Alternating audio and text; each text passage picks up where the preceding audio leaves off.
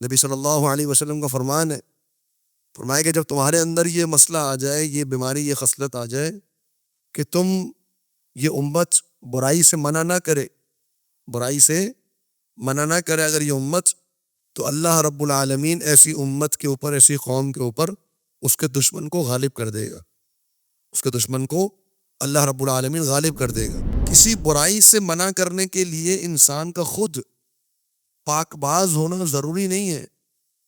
میں یہ کہوں کہ جی میں تو خود گناہ گار ہوں، میں کیسے گناہ سے منع کروں؟ یہ کس نے کہہ دیا آپ سے؟ ہر انسان خطا کار ہے، کلو بنی آدم خطا ہوں، ہر آدمی خطا کار ہے۔ میں کوئی نبی کے درجے پر پہنچ کے تو نہیں نا برائی سے منع کروں گا، نہ میں نبی کے درجے تک پہنچ سکتا ہوں۔ اگر کوئی شخص نشے کو حلال کر دے، زنا کو حلال کر دے، حرام چیزوں کو حلال کر دے، تو یہ بہت بڑا جرم ہے۔ اسی طرح ایک حلال چیز کو حرام کرنا بھی بہت بڑا جرم ہے۔ لغو قسم یعنی جو انسان کا مقصد نہیں ہے قسم کھانے کا، ویسی زبان سے نکل کے اللہ کی قسم واللہ کہہ دیا اس نے، زبان سے نکل کے اس کا ارادہ نہیں تھا قسم کھانے کا، اس کو کہتے ہیں لغو قسم، یعنی اس کی نیت نہیں ہے، اس کا ارادہ نہیں ہے۔ تو ایسی قسم پر اللہ رب العالمین پکڑ نہیں فرمائے گا جو دل سے نہ ہو۔ وَلَقَدْ يَسَّرْنَا الْقُرْآنَ لِلذِّكْرِ فَهَلْ مِن مُدَّكِرٍ۔ تفسیر کی آج کی ہماری کلاس، اس کا انشاءاللہ آغاز ہم سورۃ المائدہ کی آیت 79 سے کریں گے انشاءاللہ۔ اعوذ باللہ من الشیطان الرجیم، کانوا لا یتناہون عن منکر فعلوا، وہ لوگ تھے وہ ایک دوسرے کو منع نہیں کرتے تھے، عن منکر، برائی سے، فعلوا، جو وہ انجام دے رہے ہوتے تھے۔ لبئس، بہت برا ہے، ما کانوا، جو وہ تھے، یفعلون، کر رہے تھے۔ اس آیت کا تعلق پچھلی آیت سے ہے جس میں اللہ رب العالمین نے یہ بات ذکر فرمائی کہ جو بنی اسرائیل ہے، اور بنی اسرائیل سے مراد یہودی، ان یہودیوں پر داؤد علیہ السلام نے اور عیسیٰ علیہ السلام نے لعنت کی تھی۔ تو وہ لعنت کا ایک سبب جو پچھلی آیت میں ذکر ہوا وہ یہ کہ نافرمانی کرتے تھے اور حد سے تجاوز کرتے تھے، بہت ظلم کرتے تھے، اور ایک اور اہم وجہ یہ تھی کہ وہ نہیں عن المنکر، برائی سے منع کرنا، برائی سے روکنا، یہ وہ نہیں کیا کرتے تھے۔ تو یہ ایک ذمہ داری ہے ایک امت کی کہ جب بھی کسی قوم میں، کسی شہر میں، کسی معاشرے میں برائی ہو رہی ہو، تو ایسے افراد جن کو معلوم ہے کہ یہ گناہ کا کام ہے، یہ برائی ہے، تو ان کی ذمہ داری بنتی ہے کہ اس برائی سے وہ روکے، وہ لوگوں کو تنبیہ کرے، نصیحت کرے، سمجھائے کہ یہ برائی کا کام ہے، یہ غلط کام ہے، اس کو چھوڑنا ہے۔ لیکن یہودیوں کے اندر یہ خصلت تھی کہ برا کام ہوتے دیکھتے تھے، ان کو پتہ ہے کہ یہ سود کھا رہا ہے انسان، یہ حرام کھا رہا ہے، یہ جو فحاشی آ رہی ہے، یہ برائی ہے، یہ غلط ہے، لیکن اس کے باوجود وہ اس سے روکتے نہیں تھے۔ تو یہاں دیکھیے کہ اللہ رب العالمین نے ان کی یہ غلطی بیان نہیں فرمائی کہ وہ نیکی کا حکم نہیں دیتے تھے، ان کی غلطی یہ بیان کی ہے کہ وہ برائی سے نہیں روکتے تھے۔ ممکن ہے کہ وہ نیکی کا حکم دیتے ہوں، لوگوں کو کہتے ہوں کہ جی عبادت خانوں میں جاؤ، عبادت کرو، اچھے اخلاق اپناؤ، اور جو نیکی کا کام ہے اس کی وہ ترغیب دلاتے ہوں، لیکن نیکی کا کام کی ترغیب دینے کے ساتھ ساتھ جو برائی انسان میں نظر آئے اس سے روکنے کا کام وہ نہیں کرتے تھے۔ اور یہ وہ وجہ تھی کہ جس کی وجہ سے داؤد علیہ السلام نے ان پر لعنت کی، اور یہ بیماری یہودیوں کے اندر موجود تھی اور آج عیسائیوں کے اندر بھی موجود ہے۔ اور عیسائیوں کے اندر یہ ایک سمجھے کہ ان کے اندر اتنی گنجائش پیدا ہو گئی کہ وہ ہر چیز کو ایکسیپٹ کرتے چلے جا رہے ہیں, قبول کرتے چلے جا رہے ہیں, یہاں تک کہ ایسی برائیاں, ایسے گناہ کہ جن کی بنیاد پر اللہ رب العالمین نے قوموں کی قومیں تباہ کر دیں, جو ایک ہم جنس پرستی جس کو ہم کہتے ہیں, اس کو جو کرسچن ہیں, جو عیسائی ہیں, جو ان کے مذہبی رہنما ہے, پوپ ہے یا فادر ہے, وہ مذہبی رہنما مذہب کے طور پہ پیش کر رہے اور قبول کر رہے ہیں اس کو, اور گرجا گھروں کے اندر جو ہے وہ شادیاں ہو رہی. اس حد تک قبول کر لینا برائی کو, اس کا مطلب یہ ہے کہ انسان کے اندر ایمانی غیرت ختم ہو چکی ہے. اور یہی چیز آج باطل اور شر کی جو قوتیں ہیں وہ چاہتی ہیں کہ مسلمانوں کے اندر بھی یہ چیز آ جائے. بھائی آپ بھلے جا کے مسجد میں نماز پڑھیں, ہمیں اس سے کوئی تعلق نہیں ہے, لیکن باہر آنے کے بعد جو ہم برائی کر رہے ہیں ہمیں نہ روکے آپ. ہم جو مرضی کرتے رہیں, فریڈم آف ایکسپریشن کے نام پر یا لبرلزم کے نام پر, یا جو بھی ہماری خواہشات ہیں جو ہم اس کو پورا کرنا چاہتے ہیں, تو یہ ملا اور یہ مولوی ہماری راہ میں کیوں کھڑے ہو جاتے ہیں آگے؟ یہ قدامت پسند لوگ اور ان کا ذہن پرانا بیکورڈ لوگ ہیں, ان کو کیا پتہ دنیا میں کیسے جینا ہے. جبکہ اللہ رب العالمین نے یہ ذمہ داری دی کہ دیکھو جب بھی کسی شخص میں برائی دیکھو تو اس کو منع کرنا. نبی صلی اللہ علیہ وسلم کا فرمان ہے, فرمایا کہ جب تمہارے اندر یہ مسئلہ آ جائے, یہ بیماری, یہ خصلت آ جائے کہ تم یہ امت برائی سے منع نہ کرے, برائی سے منع نہ کرے اگر یہ امت, تو اللہ رب العالمین ایسی امت کے اوپر, ایسی قوم کے اوپر اس کے دشمن کو غالب کر دے گا. اس کے دشمن کو اللہ رب العالمین غالب کر دے گا. تو نہیں عدل منکر یہ بہت بڑا ایک ذمہ داری ہے, بہت بڑا فریضہ ہے. تو یہ وہ انجام نہیں دیا کرتے تھے. آج ہمارے یہاں بھی بہت سے ایسے افراد ہیں جو نیکی کا حکم تو دیتے ہیں, برائی سے نہیں منع کرتے. اور برائیوں میں سب سے بڑی برائی درجات ہے. سب سے بڑی برائی کیا ہے؟ شرک کی برائی ہے, اس سے منع کرنا ہے. اس کے بعد پھر جو باقی حلال و حرام کی برائیاں ہیں, حرام چیزیں اپنانے کی برائیاں ہیں, اس سے انسان منع کرے.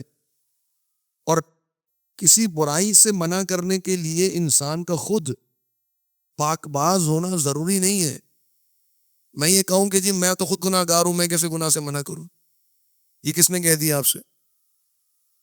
ہر انسان خطا کار ہے, کلو بنی آدم خطا, ہر آدمی خطا کار ہے. میں کوئی نبی کے درجے پر پہنچ کے تو نہیں نا برائی سے منع کروں گا, نہ میں نبی کے درجے تک پہنچ سکتا ہوں. کنتم خیر امت اخرجت للناس تأمرون بالمعروف وتنہون عن المنکر, بہترین امت ہو, لوگوں کے لیے نکالے گئے ہو. کیوں؟ کیا کام ہے؟ نیکی کا حکم دیتے ہو, برائی سے منع کرتے ہو, تمہاری ذمہ داری ہے.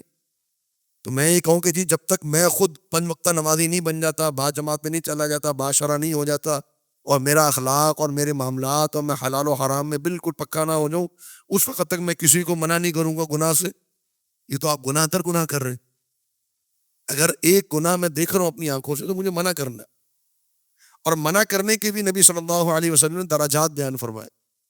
من رأى منكم منكرا فليغيره بيده فإن لم يستطع فبلسانه فإن لم يستطع فبقلبه وذلك أضعف الإيمان. 3 درجات بیان کی نہیں دل منکر کے. جب منکر کو دیکھو, برائی کو دیکھو, ہاتھ سے روکو. ہاتھ سے روکنے کی طاقت ہے تو ہاتھ سے روکو. ہاتھ سے روکنے کی طاقت کس کو ہے؟ یہ ہر انسان کے درجے کے حساب سے. اگر میں گھر کا بڑا ہوں اور گھر کے اندر برائی ہو رہی ہے تو میری ذمہ داری ہے کہ میں ہاتھ سے روکوں.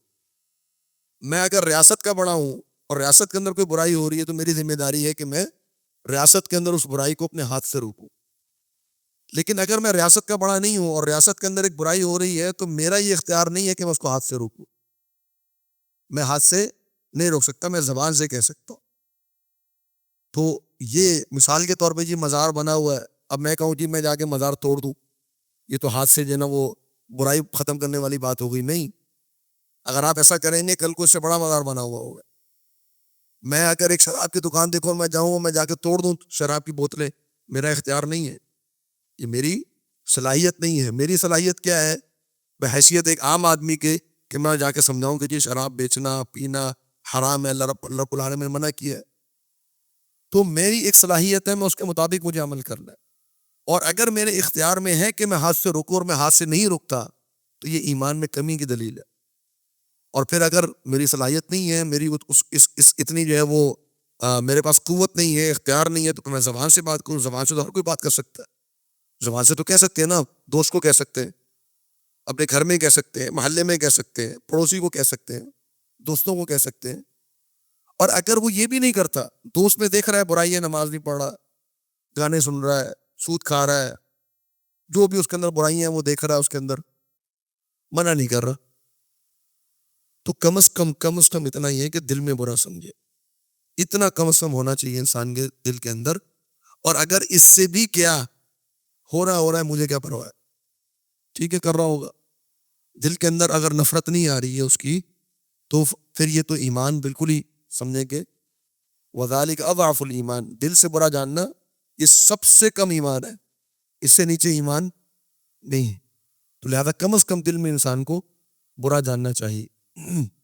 اور اس کی وجہ سے آپ دیکھیے کہ پھر کتنی اللہ رب العالمین عذاب نازل ہوئے ان کے اوپر, ان کو بندر بنا دیا گیا, خنزیر بنا دیا گیا. اور آپ کو پتہ ہے کہ جو ہفتے کے دن میں جن لوگوں نے بے حرمتی کی تھی, شکار کیا تھا, وہ 3 قسم کے لوگ تھے. ایک وہ لوگ تھے جنہوں نے شکار کیا, دوسرے وہ لوگ تھے جنہوں نے شکار کرنے والوں کو منع کیا, تیسرے وہ لوگ تھے جنہوں نے نہ کیا نہ منع کیا.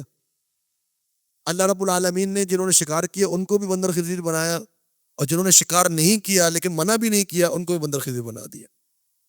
اور جنہوں نے منع کیا تھا اللہ رب العالمین نے ان کو بخش دیا. تو لہذا اپنے ہر درجے پر انسان کو یہ عمل کرنا چاہیے. ایک اور برائی اللہ رب العالمین نے ذکر فرمائی یہودیوں کی, تو میں ترا کثیرا منہم, ترا آپ دیکھیں گے کثیرن بہت سے لوگوں کو, منہم ان یہودیوں میں سے, یتولون یہ دوستیاں کریں گے, الذین کفروا کافروں سے. ان کی دوستیاں کافروں سے ہوتی ہیں, اہل ایمان سے نہیں ہوتی. لبئس ما قدمت لہم انفسہم, لبئس بہت برا ہے, ما قدمت جو بھیجا, لہم ان کے لیے, انفسہم ان کے جانوں نے. کیا برا ہے؟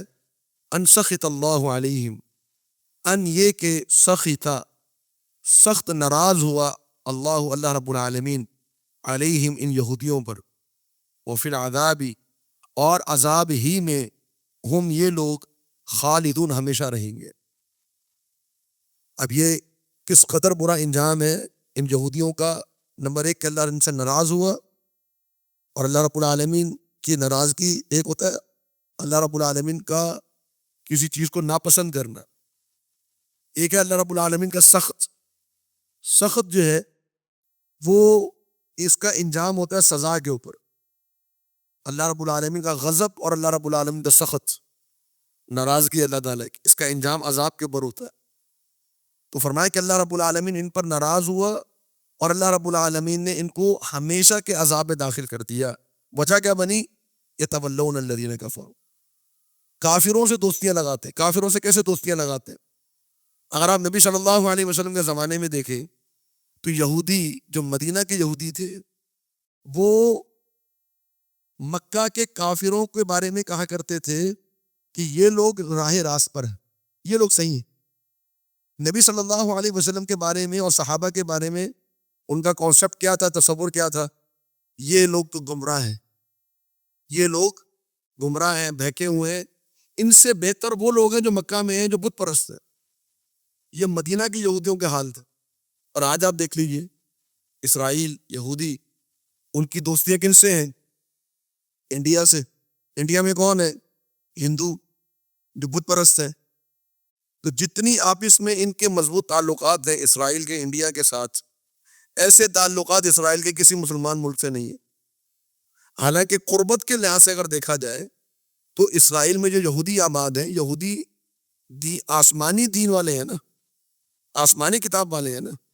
ان کی کتاب کے اوپر ہندو تو ایمان نہیں لاتے, ان کی کتاب کے اوپر تو مسلمان ایمان لاتے. تورات کو کون مانتا ہے؟ تورات پر کون ایمان لاتا ہے؟ ایک ہندو تو مانتے ہی نہیں تورات کو, تورات کو مانتے مسلمان. لیکن اس کے باوجود یہ لوگ کس سے دوستیاں رکھتے ہیں؟ کافروں سے. اس بنیاد پر اللہ رب العالمین نے ان پر ناراضگی کا اظہار کیا اور ہمیشہ کے عذاب میں ان کو داخل کر دیا. اور اس کے متعلق چند رکوع پہلے آپ احباب نے پڑھا ہوگا کہ اللہ رب العالمین نے کم از کم 2 سے 3 مرتبہ اہل ایمان کو یہ نصیحت کی کہ لا تتخذوا اليہود والنصارى اولیاء, یہودیوں کو اور عیسائیوں کو اپنا دوست نہیں بنانا. اولیاء، اولیاء کا معنی جس سے انسان کو محبت ہو، جس سے انسان متاثر ہو، جس کے ساتھ اٹھنا بیٹھنا چاہے، جس کو فالو کرنا چاہے، جس کے پیچھے چلنا چاہے، جس کے ساتھ بیٹھنے میں اپنے آپ کو معزز سمجھتا ہو، یہ اولیاء ہے۔ تو آج مسلمانوں کی اکثریت کا یہی حال ہے، یہودی اور عیسائیوں کو، خصوصاً عیسائیوں کے ساتھ دوستیاں اور ان کے پیچھے چلنا اور ان کی جو روش ہے اس کو اپنانا، تو یہ اللہ رب العالمین کے عذاب کی نشانی ہے۔ وَلَوْ كَانُوا، اگر یہ لوگ ہوتے، یؤمنون باللہ، یہ اللہ تعالیٰ پر ایمان لاتے، والنبی، اور نبی صلی اللہ علیہ وسلم پر ایمان لاتے، وما انزل الیہ، اور اس چیز پر ایمان لاتے جو نبی صلی اللہ علیہ وسلم پر نازل کی گئی ہے، مَتَّخَذُوهُمْ اولیاء، تو یہ ان کافروں کو کبھی بھی اپنا دوست نہ بناتے، وَلَٰكِنَّ كَثِيرًا، لیکن بہت سے لوگ، منہم، ان یہودیوں میں سے، فاسقون، وہ گناہ گار ہیں، فاسق، اللہ رب العالمین کے نافرمان ہیں۔ تو اگر اہل ایمان ہو، اللہ پر ایمان لانے والے ہوں، نبی صلی اللہ علیہ وسلم پر ایمان لانے والے ہوں، ممکن نہیں ہے ایک مسلمان کے دل میں جہاں اللہ تعالیٰ کی محبت ہو، نبی صلی اللہ علیہ وسلم کی محبت ہو، جہاں قرآن مجید کی محبت ہو، جہاں صحابہ کی محبت ہو، وہاں اس کے دل میں کسی کافر کی محبت بھی آ جائے، یہ ممکن نہیں۔ اگر کسی دل میں کافر کی محبت موجود ہے، اس کا مطلب یہ ہے کہ اس کے دل میں اللہ کی محبت موجود نہیں۔ یہ کوئی یعنی مشکل فارمولہ نہیں ہے، یہ بالکل سیدھی سادی تو ٹوک بات ہے۔ اگر کسی شخص کے دل میں کافر کی محبت موجود ہے، چاہے وہ کسی بھی صورت میں ہو، چاہے وہ کوئی کھلاڑی ہو، چاہے وہ کوئی فنکار ہو، چاہے وہ کوئی اور شخصیت ہو، کوئی پرسنالٹی ہو، وہ ہمارے یہاں بہت ساری سیلیبریٹیز ہوتی ہیں، اگر اس کی محبت اس کے دل میں موجود ہے، اس کا مطلب یہ ہے کہ اس کے دل میں اللہ کی محبت یا تو نہیں ہے یا بہت کمزور ہے۔ یہ ممکن نہیں ہے ایک مسلمان کے لیے کہ وہ اللہ اور اس کے رسول صلی اللہ علیہ وسلم کی محبت کے ساتھ ساتھ کسی کافر کی محبت کو دل میں جگہ دے سکے۔ جیسے اللہ تعالیٰ نے یہاں پر ذکر کیا کہ اگر وہ اللہ پر ایمان لاتے، اللہ کے نبی پر ایمان لاتے، اور جو اللہ کے نبی پر نازل کیا گیا یعنی قرآن مجید، اگر اس پر ایمان ہوتا، یہ کبھی کسی کافر سے محبت نہ کرتے، یہ ناممکن۔ لیکن فرمایا کہ چونکہ ان میں زیادہ تر لوگ فاسق ہیں، اللہ کے نافرمان ہیں، گناہ گار ہیں، اس وجہ سے ان کے دلوں کے اندر کافروں کی محبت بیٹھ گئی۔ آگے اللہ رب العالمین نے ایک بڑی اہم بات میرے اور آپ کے لیے اور پوری امت کے لیے تا قیامت ایک نصیحت فرمائی۔ فرمایا کہ لَتَجِدَنَّ، آپ ضرور پائیں گے، اشد الناس، لوگوں میں سب سے زیادہ سخت، عداوتاً، دشمنی کے لحاظ سے، للذین آمنوا، ان لوگوں کے لیے جو ایمان لائے، یعنی لوگوں، اہل ایمان کے لیے لوگوں میں سب سے سخت ترین دشمن آپ کس کو پائیں گے؟ دو لوگوں کو، الیہود والذین اشرکوا، ایک یہودی اور دوسرا مشرک، بت پرست۔ یہودی اور مشرک جو بت پرست ہیں، یہ اہل ایمان کے سب سے کٹر دشمن، سب سے سخت ترین دشمن اہل ایمان کے یہ دو لوگ۔ یہ کون کہہ رہا ہے؟ اللہ رب العالمین۔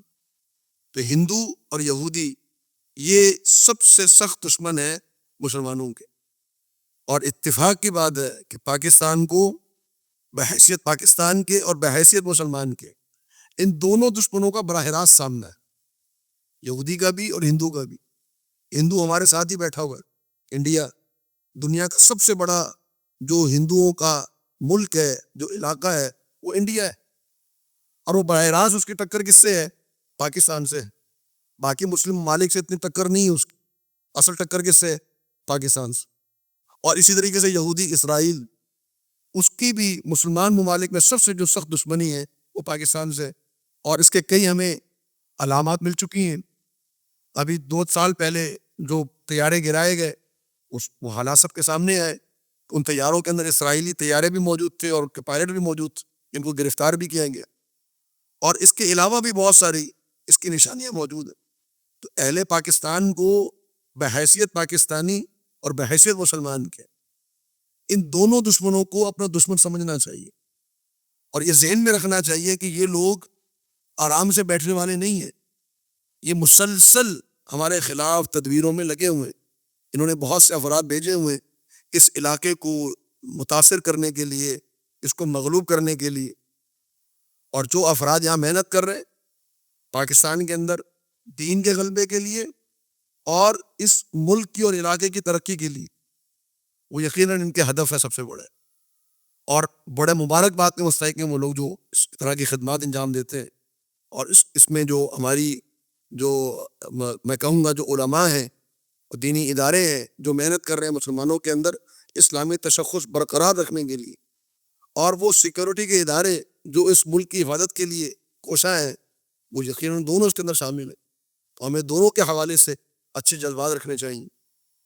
اور آگے فرمایا کہ وَلَتَجِدَنَّ, اور آپ ضرور پائیں گے, اقربہم, اہل ایمان کے سب سے زیادہ قریب, مودتاً, مودت کے اعتبار سے یعنی قربت اور محبت کے اعتبار سے, للذین آمنوا, اہل ایمان کے کون لوگ ہیں؟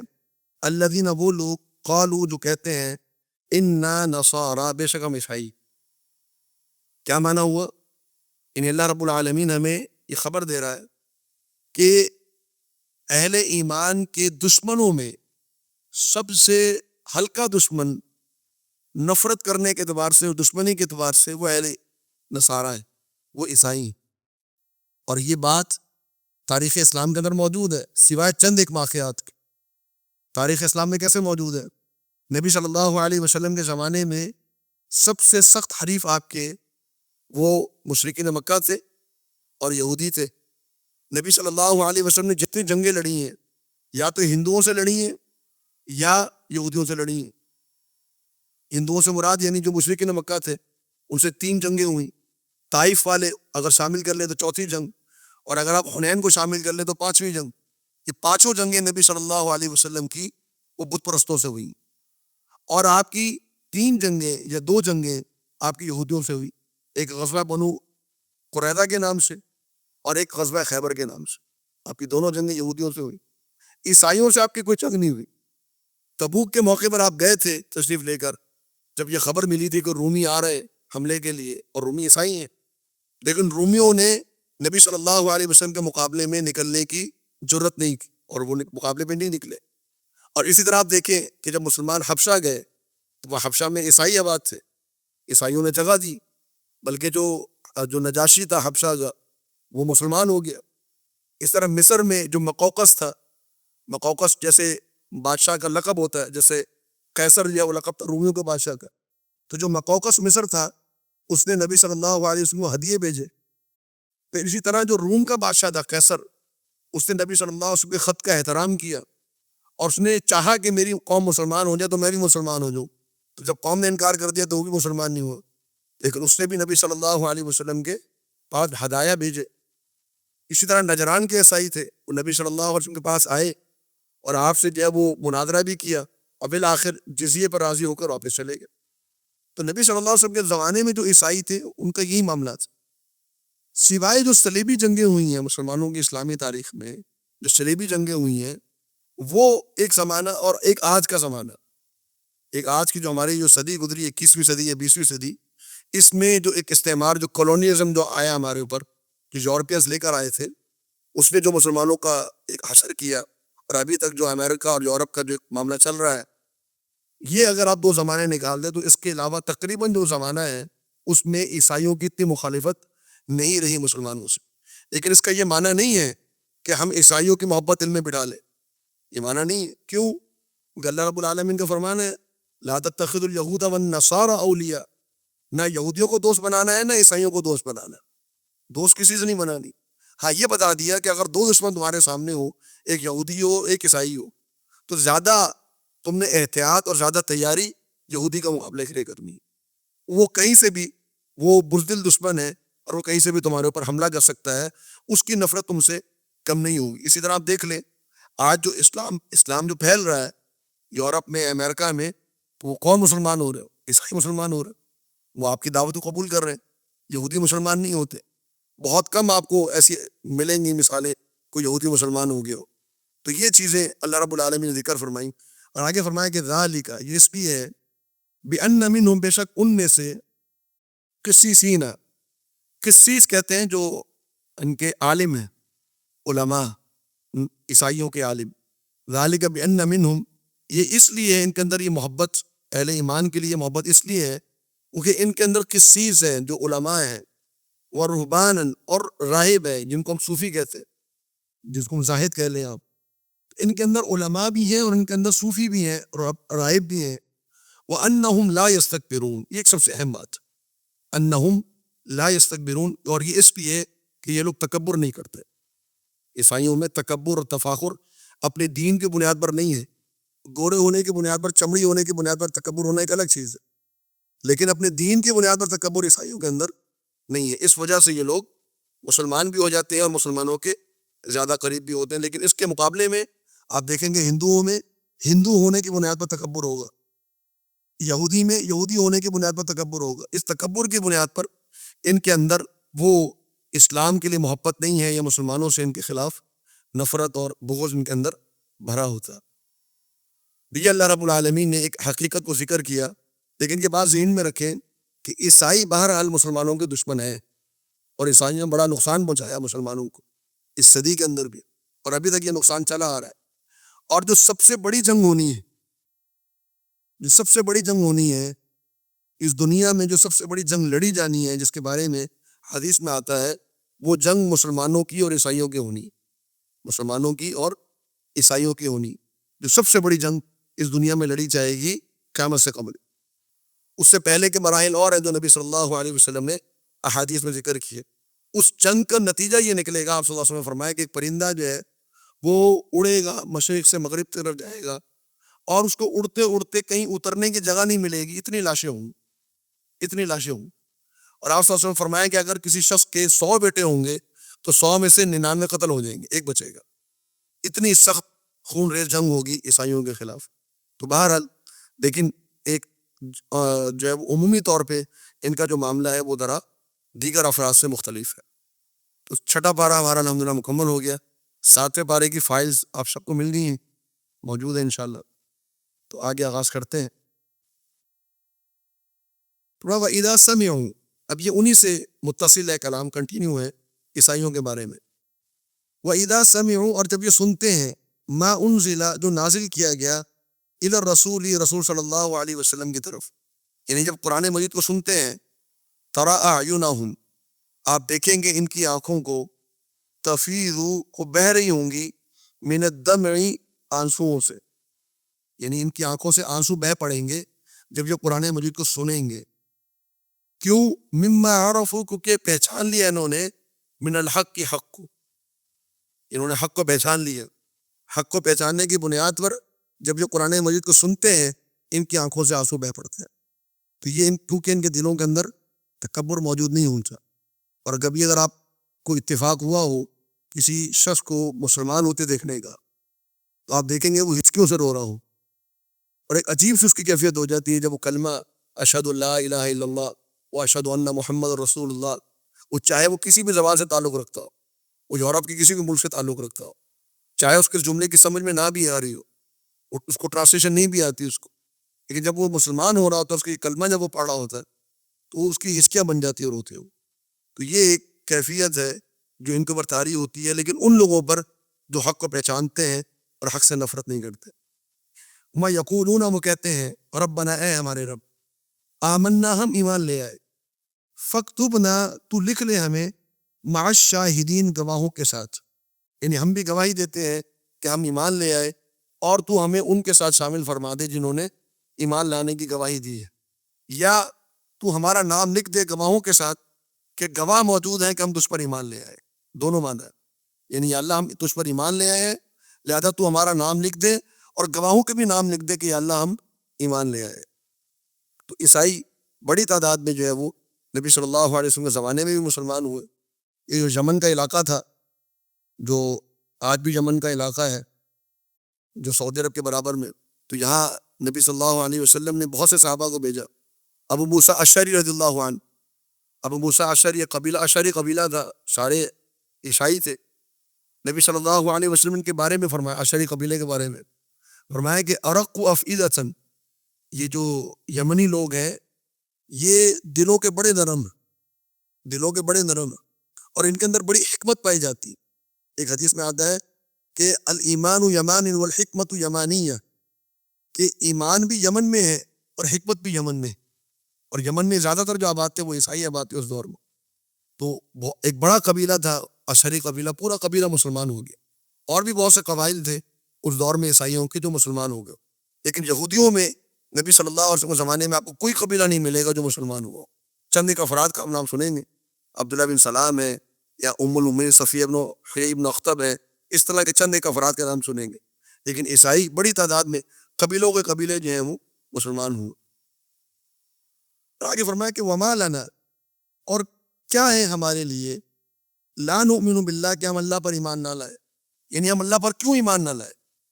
وما جاءنا، اور جو آ گیا ہمارے پاس، من الحق، حق، ونطمع، اور ہم یہ لالچ رکھتے ہیں، ہم یہ امید رکھتے ہیں، ان یدخلنا، یہ کہ داخل کر دے ہمیں، ربنا، ہمارا رب، مع القوم الصالحین، نیک صالح قوم کے ساتھ. اللہ تعالیٰ ہمارا شمار صالح قوم میں سے فرما دے، یہ ہماری امید ہے اور یہی ہم اللہ رب العالمین سے چاہتے بھی ہیں، ہماری لالچ بھی یہی ہے. تو ہم اللہ پر ایمان کیوں نہ لائے؟ اب جب حق آ گیا اور حق واضح ہو گیا تو ہم اللہ رب العالمین پر ایمان لاتے. اللہ تعالیٰ فرما فَأَثَابَهُمُ اللَّهُ، اللہ نے ثواب دیا ان لوگوں کو، بما قالوا، اس بات کی وجہ سے جو انہوں نے کہی. یعنی جب وہ ایمان لائے تو اللہ رب العالمین نے ان کو اجر دیا. کیا اجر دیا؟ جنات، جنت، تجری من تحتی الانہار، جہاں نہریں بہتی ہیں، خالدین فیہا، وہ ہمیشہ ہمیشہ ان جنتوں میں رہیں گے. وذالک، اور یہ جزاء المحسنین، نیک لوگوں کی جزا ہے. تو اہل کتاب اگر نبی صلی اللہ علیہ وسلم پر ایمان لاتے ہیں تو ان کے لیے دوہرا اجر، جیسے نبی صلی اللہ علیہ وسلم نے فرمایا کہ ہر وہ عیسائی اور ہر وہ یہودی جو مجھ پر ایمان لائے تو اللہ رب العالمین اس کو دو اجر دیتا ہے، ایک اپنے نبی پر ایمان لانے کا اور ایک مجھ پر ایمان لانے کا. تو یہاں پر بھی اللہ رب العالمین نے ان کو یہ اجر دیا اور جنت ان کو عطا فرمائی. اور آگے فرمایا کہ والذین کفروا، اور وہ لوگ جنہوں نے کفر کیا، وکذبوا، اور انہوں نے جھٹلا دیا، بآیاتنا، ہماری آیات کو، اولئک، یہی لوگ ہیں، اصحاب الجحیم، جہنم والے. تو جو عیسائیوں میں سے جنہوں نے کفر کیا اور ہماری آیات کی تکذیب کی وہ بھی جہنمی ہے، اور جنہوں یہودیوں میں سے کفر کیا اور ہماری آیات کی تکذیب کی وہ بھی جہنمی ہے. تو آج اگر کوئی عیسائی نبی صلی اللہ علیہ وسلم پر ایمان نہیں لاتا اور اسی حالت میں اس کی موت ہو جاتی ہے تو وہ کافر ہے، وہ کفر کی موت مرا اور وہ ہمیشہ ہمیشہ کا جہنمی ہے. والعیاذ باللہ من ذلک، ہمیشہ ہمیشہ کا جہنمی ہے. اور اگر کوئی شخص چاہے عیسائی ہو چاہے یہودی ہو وہ ایمان لے آتا ہے تو اللہ رب العالمین اس کو جنت عطا فرماتا ہے. تو یہ گفتگو جو ابھی تک ہوئی تمام عیسائیوں کے بارے میں اور یہودیوں کے بارے میں اور ان کے چند جو بری عادات تھیں ان کے بارے میں اللہ رب العالمین نے ذکر فرمایا اور ہمیں نصیحت فرمائی کہ ان عادات کو اختیار نہیں کرنا ہے.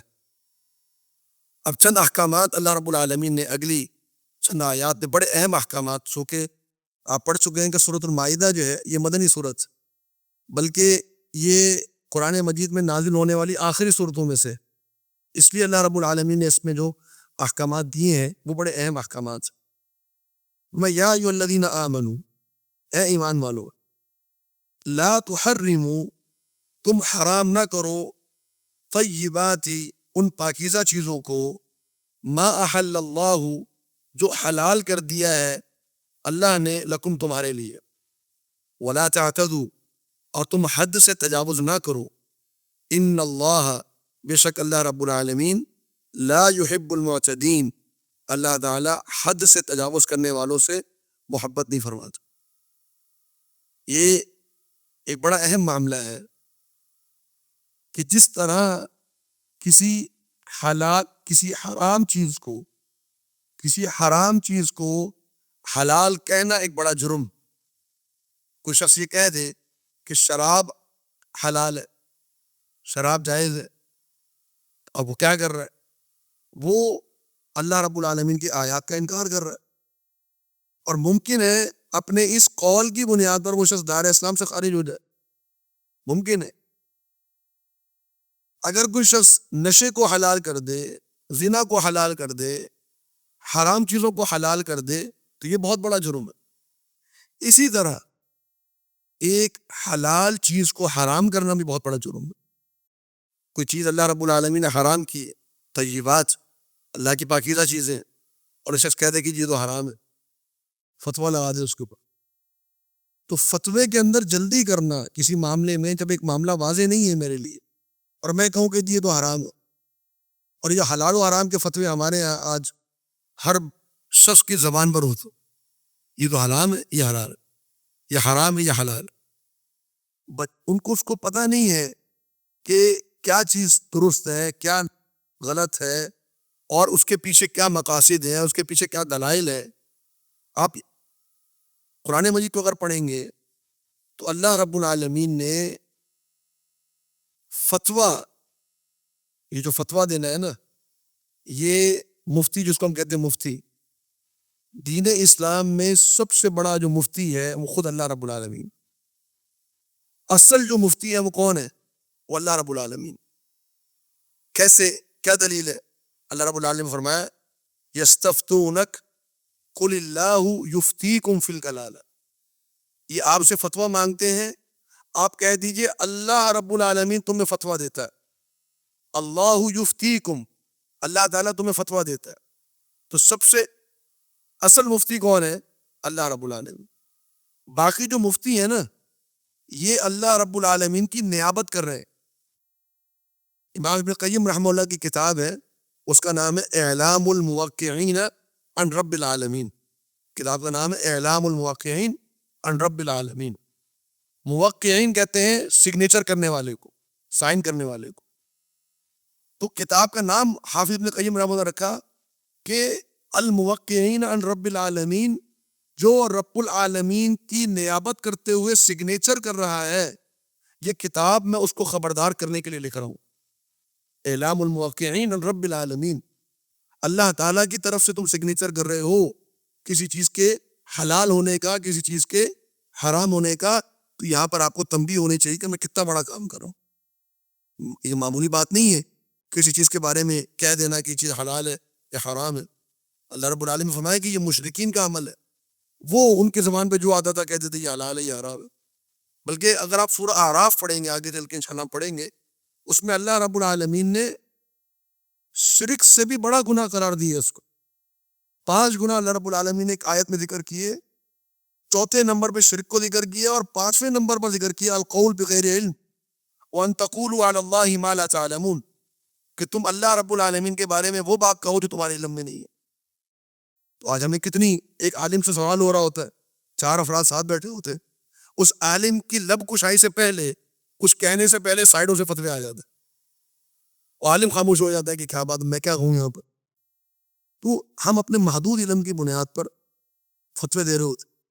ایک عالم ہے، تابعی ہیں، غالباً اون نام ہے ان کا، وہ کہتے ہیں کہ میں نے ادرکت 120 صحابی، میں نے 120 صحابہ سے ملاقات کی ہے، 120 صحابہ سے. اور 120 صحابہ سے جب میں کوئی فتویٰ پوچھتا تھا تو سب کے سب کی خواہش ہوتی تھی کہ وہ خاموش رہے، دوسرا صحابی اس کی جگہ فتویٰ دے دے، میں فتویٰ نہ دوں. صحابی، بلکہ بعد الفاظ میں آیا کہ میں بدری صحابہ سے ملا جو بدر کی جنگ میں شریک تھے، بڑے جلو قدر صحابہ، ان سے ملاقات کی. ان سے جب میں کوئی مسئلہ پوچھتا تھا تو وہ خاموشی اختیار کرتے تھے، کہتے تھے میرے بھائی سے پوچھ لینا جا کے، میں نہیں جواب دے سکتا. کیوں کہ ایسا نہ ہو کہ میں کوئی غلطی کر دوں اور کوئی بات کر دوں. عبداللہ بن مسعود رضی اللہ عنہ کے بارے میں آتا ہے کہ جب نبی صلی اللہ علیہ وسلم کی طرف کوئی بات منسوب کرتے، آپ کے پیشانی پر پسینہ آ جاتا، میں کتنی بڑی بات کرنے جا رہا ہوں اللہ تعالیٰ کی طرف سے، اور ہماری زبانوں پر چھٹ سے فتوے آ رہے ہوتے. تو یہاں اللہ رب العالمین نے بڑی تنبیہ فرمائی کہ لا تحرموا طیبات ما حل اللہ لکم، کہ دیکھو جو اللہ نے چیزیں پاکیزہ قرار دی ہیں، ان کے حرام ہونے کے فتوے چھٹ سے جاری نہ کر دیا کرو. ولا تعتدوا، حد سے تجاوز نہ کرو. ان اللہ لا يحب المعتدین. فرمایا وکلوا، اور کھاؤ، مما رزقکم اللہ، مما اس چیز میں سے، رزقکم اللہ جو اللہ نے تمہیں رزق دیا ہے، حلالا طیبا، جو حلال بھی ہے اور طیب بھی ہے، پاک بھی. حلال اور طیب. حلال ایک چیز حلال ہو یہ ممکن ہے، ایک چیز حلال ہو طیب نہ ہو یہ ممکن ہے. ایک چیز حلال ہو طیب نہ ہو. مثال کے طور پہ ایک شخص کما رہا ہے اور کمائی اس کی حرام کی ہے، کمائی اس کی حرام کی ہے. اب اس کے سامنے کھانا رکھا ہوا، وہ کھانا حلال ہے، کھانا اس کا حلال ہے لیکن طیب نہیں ہے. طیب کیوں نہیں ہے؟ اس نے کمایا کہاں سے ہے؟ حرام سے. اسی لیے نبی صلی اللہ علیہ وسلم فرمایا ان اللہ طیب لا يقبل الا طیبا. اللہ رب العالمین خود طیب ہے اور طیب چیز کو ہی قبول کرتا ہے. صحیح مسلم کی حدیث. پھر آپ صلی اللہ علیہ وسلم نے فرمایا کہ ایک شخص ہے وہ ایک لمبا سفر کر کے آتا ہے اور اس کے بال گرد آلود ہے، اس کے کپڑوں پر مٹی پڑی ہوئی ہے، وہ اپنے بازوں کو پھیلاتا ہے اللہ رب العالمین کی طرف، اللہ اللہ کہتا ہے اور اللہ رب العالمین کی طرف سے جواب آتا ہے کہ تیرا لباس حرام کا، مطعم کا حرام، ملبس کا حرام، غذیت بالحرام انہ یستجاب لک. تیرا کھانا حرام کا، تیرا پینا حرام کا، تیری پرورش حرام پر ہوئی ہے، تیری دعا کیسے قبول ہو جائے؟ تو طیب چیز حلال بھی ہونی چاہیے اور طیب بھی ہونی چاہیے. اس کو جو ہمارا سورس آف انکم ہے وہ بھی طیب اور پاک ہونا چاہیے. تھوڑا واتقوا اللہ، اور اللہ سے ڈرو، الذی وہ ذات انتم تم لوگ بھی اس ذات پر مومنون ایمان لائے. جس ذات پر تم ایمان لائے ہو اس ذات پر ایمان لانے کا تقاضا یہ ہے کہ اس سے ڈرتے رہو، اس کے احکامات کی پیروی کرتے رہو. آگے فرمایا کہ لا یؤاخذکم اللہ، اللہ رب العالمین تمہاری پکڑ نہیں فرمائے گا باللغو، لغو کے اوپر، فی ایمانکم جو تمہاری قسموں میں، یعنی تمہاری لغو قسم کی اللہ رب العالمین پکڑ نہیں فرمائے گا. لغو قسم یعنی جو انسان کا مقصد نہیں ہے قسم کھانے کا، ویسی زبان سے نکل گیا اللہ کی قسم، واللہ کہہ دیا اس نے، زبان سے نکل کے اس کا ارادہ نہیں تھا قسم کھانے کا، اس کو کہتے ہیں لغو قسم، یعنی اس کی نیت نہیں ہے، اس کا ارادہ نہیں ہے. تو ایسی قسم پر اللہ رب العالمین پکڑ نہیں فرمائے گا جو دل سے نہ ہو، جو ارادے کے ساتھ نہ کہی. لیکن فرمایا ولیکن، لیکن یؤاخذکم، اللہ تعالیٰ تمہاری پکڑ فرمائے گا بما عقدتم الایمان، جو تم نے گرہ باندھی ہے قسم کی. عقدتم، جو تم نے گرہ باندھی ہے، ایمان قسم کی، یعنی جو تم نے دل سے ارادہ کر کے قسم کھائی ہے اس قسم کے اوپر تمہاری پکڑ ہوگی. کیا پکڑ ہوگی؟ پہلی بات یہ کہ قسم سچی تھی کہ جھوٹی تھی. تم نے صحیح چیز پہ قسم کھائی ہے، حق پر کھائی ہے کہ باطل پر کھائی ہے، پہلی گرفت اس کے اوپر ہوگی. اور اگر صحیح چیز پر کھائی ہے قسم تو پھر اس قسم کو پورا کیا کہ نہیں کیا، اس پر بھی گرفت ہوگی. تو یہ دونوں چیزیں، ایک چیز یہ کہ قسم جو کھائی وہ حق پر کھائی ہے کہ باطل پر کھائی، اللہ کی اطاعت میں کھائی ہے کہ اللہ کی نافرمانی میں کھائی ہے، جھوٹی ہے کہ سچی ہے، پہلی پکڑ اس پر ہوگی. اور دوسری پکڑ کیا ہوگی کہ اگر سچی قسم تھی، تم نے قسم کھا لی تھی کہ میں یہ کام کروں گا، اب اس قسم کو پورا کیا کہ نہیں کیا، تو لہذا یہ دونوں قسم کی قسم کے اوپر جو ہے وہ پکڑ ہوتی ہے. اور قسم کا معاملہ بہت جو ہے وہ سخت معاملہ ہے. نبی صلی اللہ علیہ وسلم کی اس کے بارے میں بڑی سخت آپ کی احادیث ہے، وعید ہے اس کے اوپر جو جھوٹی قسم کھاتے ہیں. بلکہ یہاں تک آپ صلی اللہ علیہ وسلم نے فرمایا کہ تین قسم کے لوگ ہیں کہ جن سے اللہ رب العالمین قیامت والے دن کلام نہیں فرمائے گا، نظر رحمت سے نہیں دیکھے گا، ان کے گناہوں کو معاف نہیں فرمائے گا. ان میں سے ایک شخص کون ہے؟ ایک شخص وہ ہے کہ جو جھوٹی قسم کھا کر اپنے سامان کو بیچتا ہے، جھوٹی قسم کھا کر اپنے سامان کو بیچتا ہے. اس شخص کو اللہ رب العالمین قیامت والے دن معاف نہیں فرمائے گا. اور ویسے بھی قسم کھانا مسلسل اور متواتر ہر جگہ پر، اس کو نبی صلی اللہ علیہ وسلم نے پسند نہیں فرمایا. لیکن اگر اس شخص نے قسم کھا لی، اب اس کو قسم توڑنی پڑ رہی، تو اب کیا کرے گا؟ فَكَفَّارَتُهُ، اس قسم کا کفارہ ہے. کیا کفارہ ہے؟ اطعام 10 مساکین، 10 مسکینوں کو کھانا کھلانا، من اوسط، اس درمیانے مال سے، ما تطعمون، جو تم کھلاتے ہو، اہلیکم، اپنے گھر والوں کو. یعنی کوئی بہت اعلیٰ قسم کا کھانا بھی نہیں کھلانا اور بالکل ہی بیکار قسم کا کھانا بھی نہیں کھلانا. جو کھانا تم نارمل روٹین میں کھاتے ہو وہ کھانا تم نے ان مساکین کو 10 مساکین کو کھانا کھلانا ہے جن مساکین جو تم نے قسم کا کفارہ دیتے ہوئے اگر قسم تم نے توڑ دی ہے تو پھر تم نے ان مساکین کو کھانا کھلانا ہے. او کسوتہم یا ان کو لباس پہنا دو. کسوتہم کا معنی ان کو پہنا دو لباس پہنا دو. او یا تحریر رقبہ ایک غلام آزاد کر دو. تحریر رقبہ ایک غلام آزاد کر دو. فمن لم یجد پر جو شخص یہ نہ پائے یعنی نہ وہ کھانا کھلا سکتا ہے 10 مسکینوں کو, نہ وہ لباس پہنا سکتا ہے, نہ وہ گردن آزاد کر سکتا ہے, تو پھر وہ کیا کرے؟ فصیام 3 ایام تو وہ 3 دن کے روزے رکھے گا. 3 دن کے روزے کب رکھے گا؟ جب وہ 10 مسکینوں کو کھانا نہ کھلا سکے. اگر اس کے پاس استطاعت ہے 10 مسکینوں کو کھانا کھلانے کی تو پھر 3 دن کے روزے رکھنا اس کے لیے جائز نہیں ہے. اگر ہمارے پاس مسکینوں کو کھانا کھلانے کی گنجائش ہے تو ہمارے اوپر کفارہ لازم یہ ہے کہ ہم مسکینوں کو کھانا کھلائیں. پھر 3 دن کے روزے قسم کا کفارہ نہیں ہے. قسم کا کفارہ 3 دن کے روزے جب بنیں گے جب ہم مسکینوں کو کھانا کھلانے کی گنجائش نہ رکھتے. کئی لوگ ایسے ہیں جن کے بارے میں معلوم ہوا کہ اگر قسم کا کفارہ دینا ہوا تو ڈائریکٹ 3 دن کے روزے رکھ لیے. یہ غلط ہے. 3 دن کے روزوں پر کب جانا ہے؟ جب میرے پاس کھانا کھلانے کی استطاعت نہ ہو. اور دوسری بات یہ ذہن میں رکھے کہ کفارے کے جو الفاظ نبی اللہ رب العالمین نے قرآن مجید میں ذکر کیے کفارہ اسی طریقے سے ادا ہوگا. اگر میں نے مسکین کو پیسے دے دیے اور مسکین نے ان پیسوں سے بجلی کا بل بھر دیا تو میرے قسم کا کفارہ ادا ہوا نہیں ہوا. تو میرے قسم کا کفارہ کب ادا ہوگا؟ جب میں 10 مسکینوں کو کھانا کھلاؤں. اسی طریقے سے آپ دیکھ لیجئے جو روزے کا کفارہ ہے, جو ہم روزہ کوئی شخص اگر نہ رکھ پائے تو کفارہ کیا ہے؟ فدیۃ طعام مسکین, ایک مسکین کو کھانا کھلانا. اب ہمارے لوگ کیا کرتے ہیں؟ پیسے نکال کے دے دیے مسکین کو. اب مثال کے طور پہ جی ایک وقت کا کھانا جو ہے وہ 300 روپے کا ہے مثال کے طور پہ, تو 300 روپے نکالے اور 30 روزے ہیں اس کے حساب سے اس میں 9,000 روپے بنائے اور ایک مسکین کو دے دیے.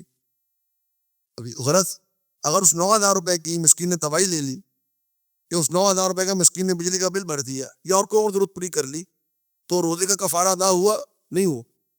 تو روزے کا کفارہ کب ادا ہوگا؟ جب ایک روزے کے بدلے ایک مسکین کو کھانا کھلایا گیا. تو جو الفاظ جیسے کفارے کے بارے میں آئے ہیں ویسے ہی ادا کرنا ہے. یہ بہت بڑی غلطی ہے ہمارے یہاں کہ کفارہ کسی اور طریقے سے انسان ادا کر دیتا ہے. تو فرمایا کہ ذالک کفارۃ ایمانکم, یہ تمہاری قسم کا کفارہ ہے. اذا حلفتم, جب تم قسم کھا لو. آگے فرمایا کہ واحفظوا ایمانکم, دیکھو اپنی قسموں کی حفاظت کرو. اپنی قسموں کی عبادت کرو. ان کے بارے میں کل قیامت والے دن پوچھا جائے گا. قسموں کی حفاظت کا معنی کیا ہے؟ کہ اول تو قسم کھانے کی عادت کم سے کم ہو, اور اگر کہیں ضرورت پڑ جائے اور قسم آپ نے اٹھا لی ہے تو کوشش کریں کہ وہ قسم صحیح معاملے کے اوپر ہو, حق کے اوپر, اور پھر اس چیز کو پورا کیا جائے. لیکن اگر انسان کبھی ایسی قسم کھا لے کہ اس کو بعد میں معلوم ہو کہ اس سے بہتر معاملہ یہ نہیں تھا, اس سے بہتر یہ معاملہ تھا, تو پھر بہتر یہ کہ اپنی قسم کو توڑ لے. نبی صلی اللہ علیہ وسلم کو فرمان ہے کہ اگر میں کسی معاملے پر قسم کھاؤں, صحیح حدیث ہے, فرمایا کہ اگر میں کسی معاملے پر قسم کھاؤں اور پھر مجھے معلوم ہو بعد میں کہ اس معاملے سے بہتر یہ معاملہ تھا تو میں اپنی قسم کا کفارہ ادا کروں گا اور اس بہتر معاملے کی طرف چلا جاؤں گا. تو یہ قسم کے حوالے سے ہمیں ذہن میں رکھنا چاہیے. آگے فرمایا کذالک, اسی طرح یبین اللہ, بیان کرتا اللہ تعالیٰ, لکم, تمہارے لیے آیات ہی, اپنی آیات کو, لعلکم تشکرون, تاکہ تم اللہ رب العالمین کا شکر ادا کر سکو. تو یہ ہمارا آج کا درس تھا جو ہمارا وقت مکمل ہوا, اور انشاءاللہ جو ہم نے پڑھا اللہ رب العالمین ہمیں اس کو سمجھنے کی اور عمل کرنے کی توفیق عطا فرمائیں. نبی صلی اللہ علیہ وسلم کا فرمان ہے کہ جو شخص کسی کاہن یا نجومی کے پاس گیا اللہ رب العالمین اس کی 40 دن کی عبادت قبول نہیں کرے گا, اور اگر اس نے جا کر اس کاہن یا نجومی کی بات کی تصدیق کر دی تو فقط کفر بما انزل علی محمد صلی اللہ علیہ وسلم, اس شخص نے کفر کر دیا اس چیز کا جو محمد صلی اللہ علیہ وسلم پر نازل ہوئی. کسی محرم کے لیے یہ الاؤ نہیں ہے کہ وہ شکار کرے, بلکہ یہ بھی الاؤ نہیں ہے, یہ بھی جائز نہیں ہے کہ اس محرم کے لیے شکار کیا جائے. وہ جانور سمندر کا جو سمندر کے اندر رہتا ہے اور پانی سے باہر نہیں رہ سکتا, اور پانی سے باہر نکالنے کے کچھ عرصے کے بعد اس کی موت ہو جائے, وہ ایسا ہر جانور حلال ہے.